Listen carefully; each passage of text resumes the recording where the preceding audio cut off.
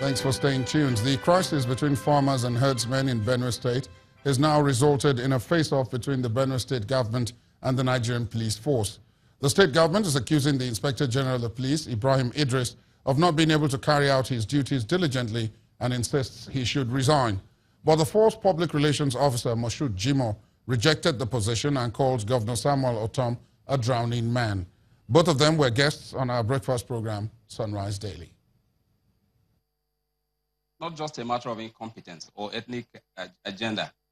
It is because the current IGP is not ready to tell the truth. And let me tell you why. First, he said the problem in Benue is a communal clash, which is not true. It is an invasion. It is a deliberate attempt to kill the people of Benue by herdsmen. He also said, when he was directed by the president to move to Benue, he went to Benue, spent a day, and relocated to Nasarawa State. That's another lie. He said he has been in Benue, but it's not true. And the people of Benue told him, facts, when he held the stakeholders meeting, he has not reported, he has not told Nigeria what the people told him. It was reported in the papers what he said to the Senate. And the police has not come out to deny those reports. The PPRO, the first PRO is here. Let him deny now that the IG said, let him deny that the IG said what was reported. Another lie is that he said what the problem of Benue is open grazing prohibition law, which is a lie. Benue was attacked more than almost 50 times before this law came into existence. So the problem cannot be the law. It is certainly not the law. First of all, I want to say for people to know that it is irresponsible of the governor of all for resignation of the IG. Because one, he's supposed to be the one to resign first for not being able to sustain peace in the state. The federal police force, which is the Nigerian police force, are spread across the country. And people that are mobilizing to Benue are equally from other parts of the country. And people who are residents of Benue is not only governor to the Benue people alone, but to equally people who are living there. So, and if the IG said is a communal issue, the whatsoever the herdsmen are community. Even the channel television today is a community. The elders, the farmers are of the same community. So it is a great disservice to the Inspector General of Police and to the Nigerian Police Force for the governor to call for this resignation. The governor should resign first. Then secondly, what he has said, the document presented before the Senate is for action by the Senate. And nobody can make any part or complete document public until when the Senate decided on it and passed a resolution on that. And that is why we felt, you don't join issue with a drawing man. Because if you are the Inspector General of Police, the Inspector General of Police, just a moment. I have Mr. Akase, he let you speak. He let you speak. Mr. Akase, just a moment. Just a moment. You will have your turn. You will have your turn. A moment. The governor is popularly Mr. Akase, if I may come in here. Mr. Akase, please restrain yourself. Take a moment. We will take a moment now. An interesting exchange, and it's from there we go to Abuja, where Gloria Umezoke has even more stories. Hi, Gloria. Hello, Ladi. The president has vowed to punish killers of innocent citizens in Benue and Nasarawa states in order to put an end to the incessant killings in the north-central region of the country. President Muhammadu Buhari is also asking security agencies newly deployed to the troubled areas to go after the perpetrators of the act in order to bring justice to the victims of the attacks. He was speaking at an event in Nasarawa State where he was received by governors of the north-central states. I also want to assure the people of the north-central and indeed all Nigerians that the federal government is working day and night to ensure peace and stability returns. We have deployed additional resources to all affected areas to maintain law and order. The attacks by suspected herdsmen and other bandits will not be tolerated. I appeal to all Nigerians to refrain from refraining attacks. The security agencies have standing instructions to arrest and prosecute any and all persons found with illegal arms. I would like to once again express my condolences and sympathies to to all the affected victims of these barbaric acts.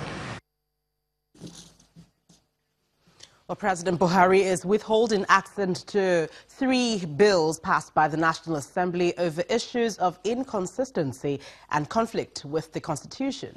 In a letter to the Senate President and Speaker of the House of Representatives, President Buhari explains that he is declining assent of the Police Procurement Fund Establishment Bill, Chartered Institute of Public Management of Nigeria Bill, and Nigerian Council for Social Work Establishment Bill.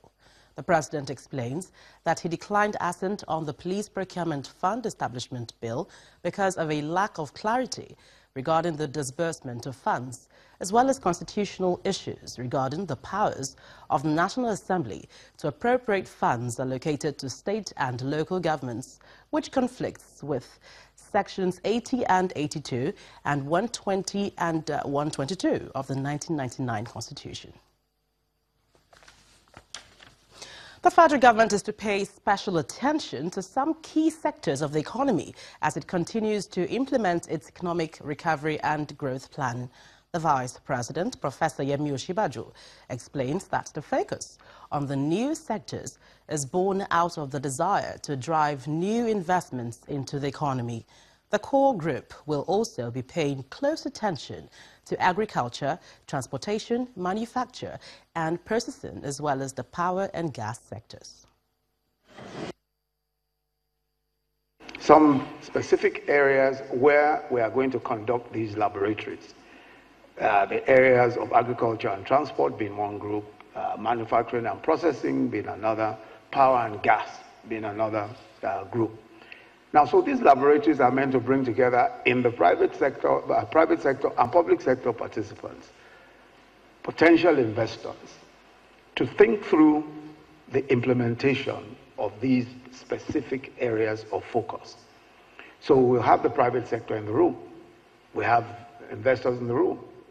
They're going to be telling us what the problems will be. Why is it that this thing will not work unless we do X, Y, and Z? And working together that way, focusing on our objectives, realizing that we cannot work without the private sector and that we all have to work together.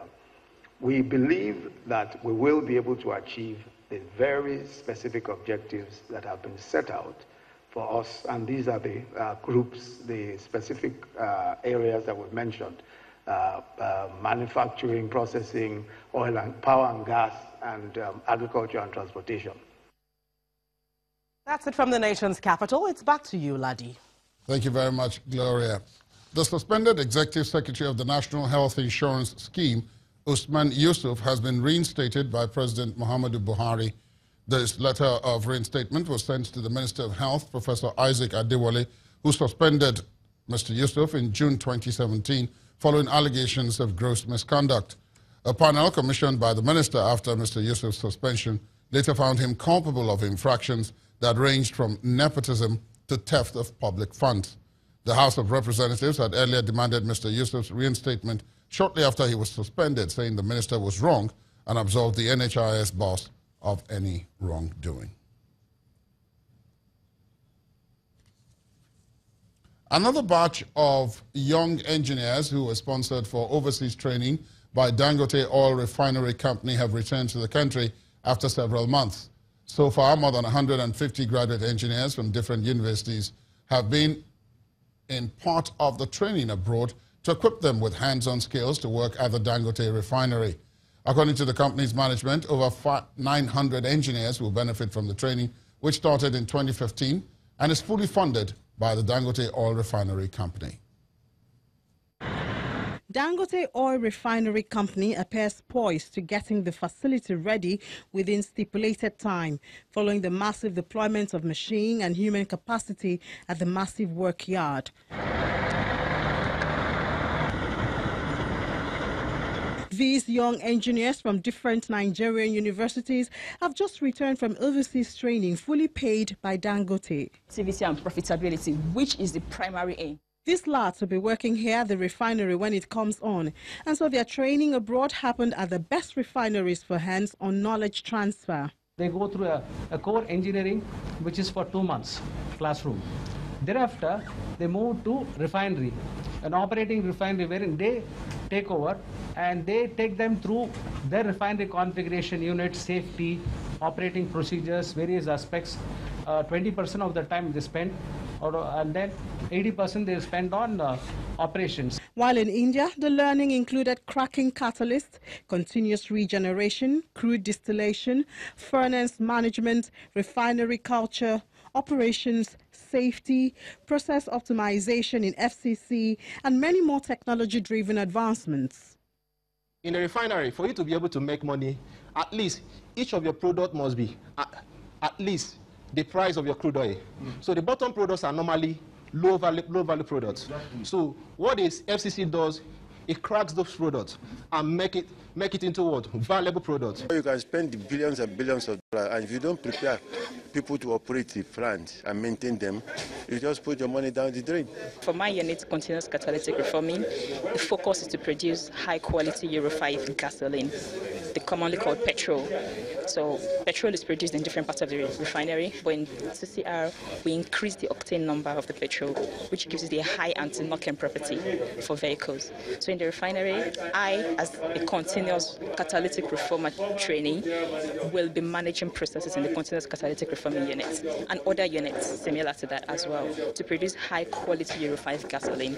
Interestingly, they also studied at refineries out there where Nigeria's exported crude is processed, a trend which is expected to reverse from 2019 when Dangote comes on stream.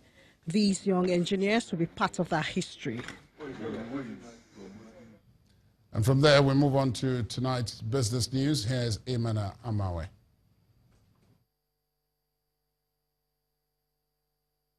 You first. First Bank.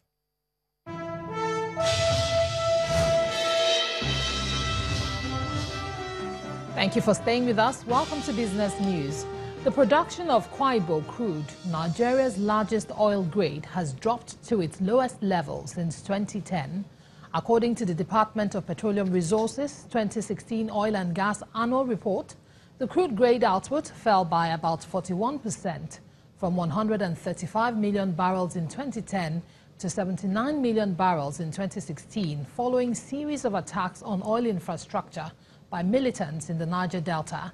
The data shows that Agbami crude displaced Kwaibo as the highest crude oil grade, with 84 million barrels produced in 2016. Nigeria produces over 26 different crude oil grades, but Kwaibo Light, Bonny Light, Agbami, Forcados Blend, and Escravos Light have remained 5 of the major and largest streams produced over the years. And it's music to the ears as Nigerians can now purchase the US dollar from the forex markets at 360 naira to 1 for personal and business travel allowances, with a limit of $4,000 per quarter.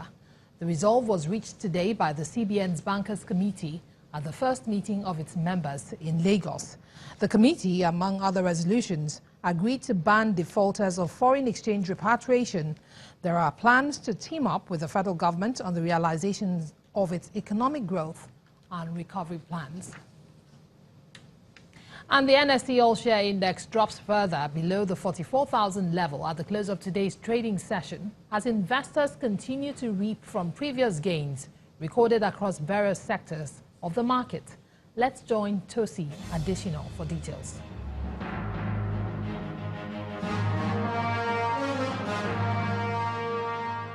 Hello and welcome to the Stock Markets Report. More profit-taking dominates trading sentiment at the local stock market for a second session in the week, which led to a 138 billion naira decline in the equities capitalization, while the all-share index shed 87 basis points below the 44,000 level. The sell-off, which extended from Monday's session, spread across the 5 major sectors of the market today, particularly in the banking sector, which fell by 2.11%. Interestingly, insurance stocks dominate the top position on both the activity and the price chart, where Lasaco pulled a turnover of 182.76 million shares. Prestige Assurance topped the list of 11 gainers, while Consolidated Hallmark led 46 losers. Total shares traded on Tuesday were higher at 717.15 million units, valued at 4.90 billion naira, in 6,720 transactions. And that's it on Stock Market Reports today. I am Tosin Additional. And it's also mostly negative sentiment on the international front. Major world stock markets across Europe and Asia plunged at the close of today's trading session. But the U.S. markets saw a rebound barely an hour ago, with the Dow Jones soaring more than 550 points. Here are the snapshots of the figures.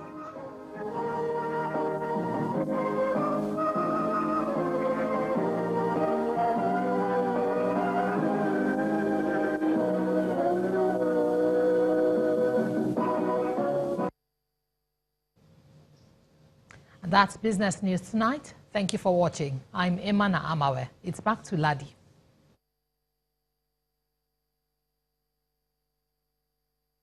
You first.